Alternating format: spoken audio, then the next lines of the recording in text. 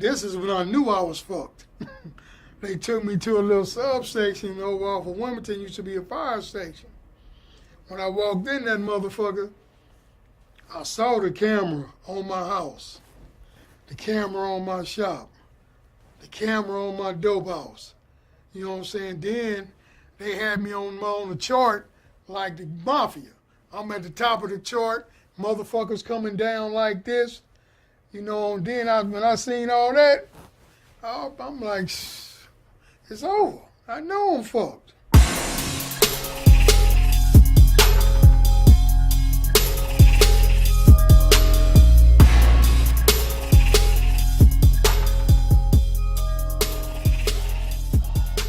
Before I even started gang banging, I was fascinated, by the gangster shit. When I first started, I was 11. I didn't want to hang with the homies my age, so I had to step my game up, put my work in and do what I had to do to get recognized by the big homies so they could be like, yeah, that's a down little motherfucker, he gonna kick it with us.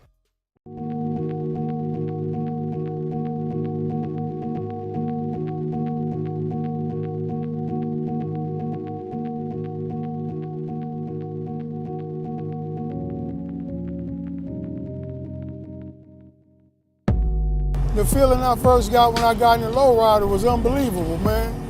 I didn't, I couldn't believe it, just the way the car moved, the way it just, that's a hell of a feeling, man. Especially when you got the oldies playing, you got the music up, ain't nothing like it.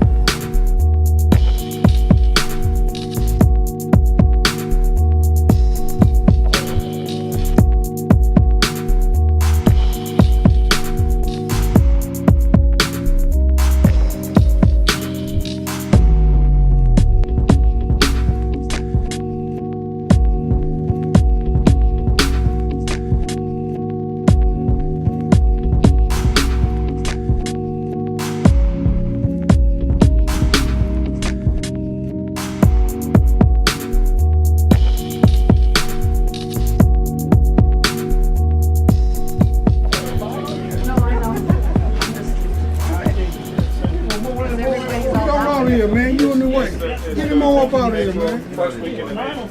Okay, y'all, the meeting in order. Go ahead, G. Motherfuckers been pillow talking and some more shit.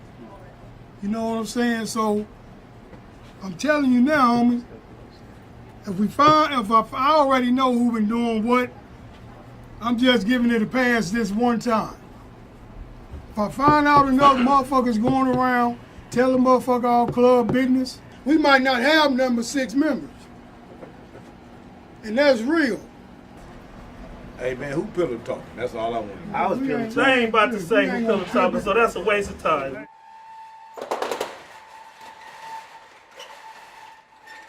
I love low ride, you know what I'm saying?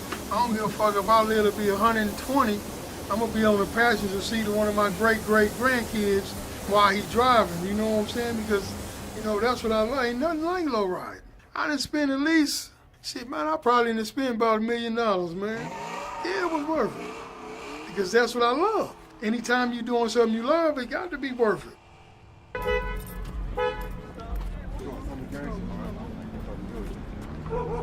Nah, I can't cut it. Can't cut it, boy.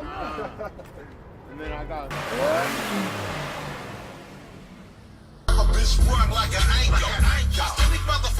That car right there is clean. It wouldn't even qualify for my car because it ain't clean enough. This guy got to be immaculate. You know what I'm saying? Something like that. See how he got that plaque in the back window? You couldn't even be. That's trash. You know what I'm saying? The only way you can get a plaque from us, the whole car got to be complete, inside and out, paint, material,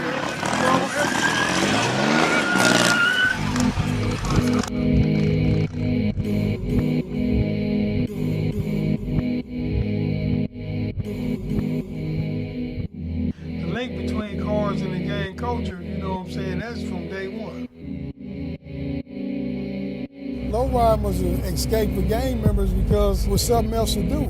know what I'm saying? You wasn't just hanging around the neighborhood or going in somebody's neighborhood looking for somebody to shoot or beat up. You know what I'm saying? It was a relief. You could have fun. You could do something else.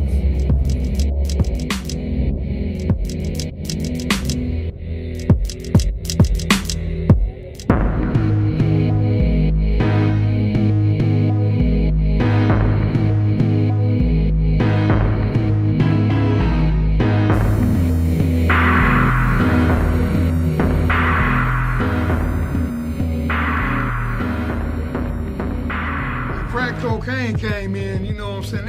That's what fucked off all the neighborhoods. I was selling cocaine like a motherfucker then, but I didn't realize the effects that the cocaine was doing to the people in the neighborhood. I feel bad as a motherfucker right now when I look back and you see that I was part of fucking up the neighborhood that I say I love. We ain't never had money like that before. When you can sit up in the house and make $30,000 an hour, all the fucking pussy you want in the world, that was unheard of for us, so we didn't understand what the fuck we was doing. That's when all the big guns came into play, because before then, we ain't doing no drive-bys. If we saw a motherfucker we was trying to get, we gonna run up on him and shoot his ass, you know. I ain't never shot in no house in my life. That's something I refuse to do, because the people in the house ain't got nothing to do with if me and you got a beef. If me and you got a beef, I was going to try to catch your ass and get you. If I see you at a store, you with your mama, you with your girl, you with your kid, I wouldn't even do nothing. I'd just look at you and shake my head, and you would know, motherfucker, I'm giving you a pass because you with your people, and they ain't got nothing to do with it. We had rules to this shit.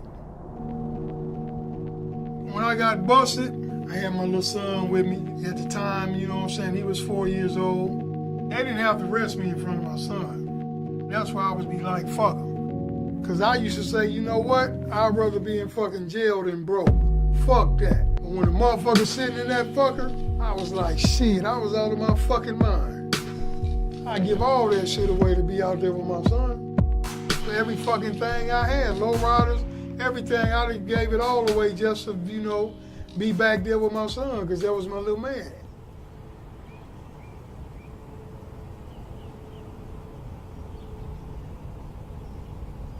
When I look back on all the people that I lost that's dead, then all the people that I lost is in jail, man, it's like unfucking believable.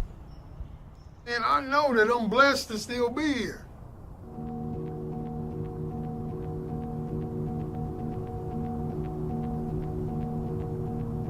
Two things that I regret, and that was, you know, selling all that dope to people, fucking up the neighborhood, and being away from my son. Now, all I have left is my memories. Memories like